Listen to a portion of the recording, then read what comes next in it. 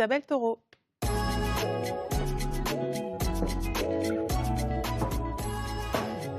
Bonjour.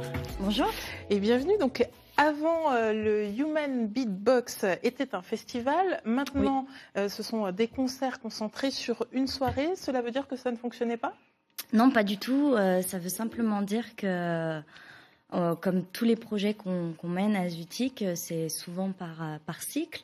Et le Human Beatbox Festival avait commencé en 2007 avec le championnat de France. Ensuite, il a eu 7 belles éditions. Et voilà, on a eu l'impression d'avoir un petit peu accompli la mission qu'on s'était donnée. L'objectif, c'était de faire connaître cette discipline, notamment à Dijon et dans la région, d'intéresser le public à cette discipline artistique qui peut paraître être une niche. Alors, pour rappel, on réussit à faire des sons d'instruments avec de la voix. Voilà, c'est faire de la musique avec sa bouche et avec sa voix, oui, exactement. Et du coup, quel est le programme de la soirée de samedi ? Alors, le programme de la soirée de samedi, c'est trois concerts ponctués de petites interventions de beatbox aussi. Donc, on pourra redécouvrir même Sly Johnson, qui était déjà venu sur le festival en 2012, si je me trompe pas. Sly Johnson qui faisait partie d'un collectif rap bien connu dans les années 2000, qui est le Saiyan Supakru. Donc voilà, là il est en solo maintenant et il sort un nouvel album qui s'appelle The Mike Buddha LP. Donc voilà, Sly Johnson. Et il y a deux autres artistes également lors de cette soirée. Donc c'est Coca, un trio beatbox, trompette, batterie, et puis aussi Rico Loop qui est lui plutôt multi-instrumentiste et qui fait plein de choses avec plein d'instruments, des loop stations. Bon, alors moi je vous propose de regarder quand même un reportage qui a été réalisé à l'occasion de la 5e édition du festival, histoire de nous mettre dans l'ambiance et de comprendre un petit peu de quoi il s'agit. Allons-y. Ready? Yeah.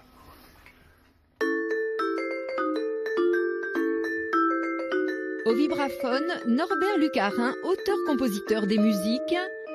À la batterie, Fat Cab, ou plutôt la batterie, c'est Fat Cab. Absent ce jour-là, Sébastien Bacchias officie normalement à la contrebasse. Beatbox et vibraphone s'accordent et se répondent parfaitement. Ces musiciens n'en sont pas à leur bout d'essai. Leur connivence s'appuie sur une longue pratique. Il se trouve que le timbre du vibraphone a besoin d'un timbre rythmique représentant les peaux, le bois, le métal, des cymbales de la batterie. Et donc le beatbox représente tout ça. C'est un peu comme si le monsieur avait mangé une batterie en fait. Alors est-ce qu'il a mangé une batterie, le monsieur ? Il a dit oui. Tu peux juste me lancer le thème là Le gimmick et le thème, à tout. On s'en refait une petite version ? Ah oui, bah écoute. Ah bah.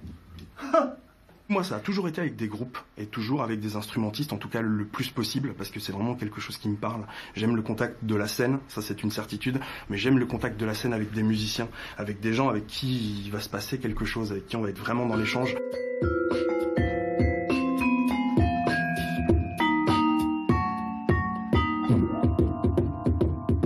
Il y a tout un tas de choses qui vont être aussi soufflées et aspirées, nuances flagrantes.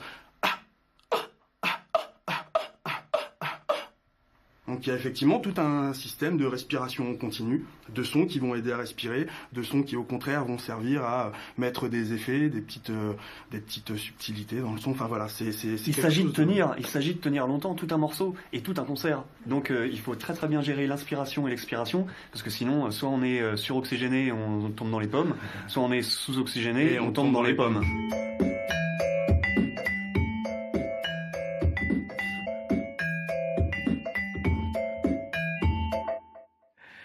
Les petites indiscrétions, vous en faites, vous, du beatbox ?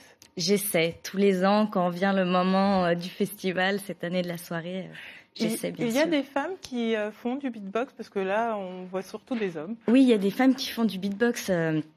Et on a notamment une jeune bourguignonne qui a participé cette année au championnat de France, qui vient de Mâcon, qui s'appelle Flashbox. Et les premiers ateliers de perfectionnement qu'on a fait au mois de février étaient menés par une femme qui s'appelle, son nom d'artiste c'est Bellatrix, qui faisait partie du groupe The Boxette et qui est première championne du monde de beatbox femme.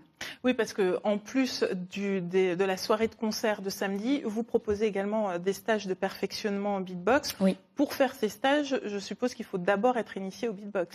Alors effectivement, étant donné que ce sont des stages de perfectionnement, on a l'habitude tout au long de l'année de faire des stages d'initiation. Là, on avait envie, voilà, de proposer aux intéressés un petit peu d'aller un peu plus loin dans la discipline. C'est bien d'être initié, mais ça s'adresse aussi aux vocalistes, aux percussionnistes, voilà, à toute personne qui a le sens du rythme et un petit peu de sensibilité par rapport à ça.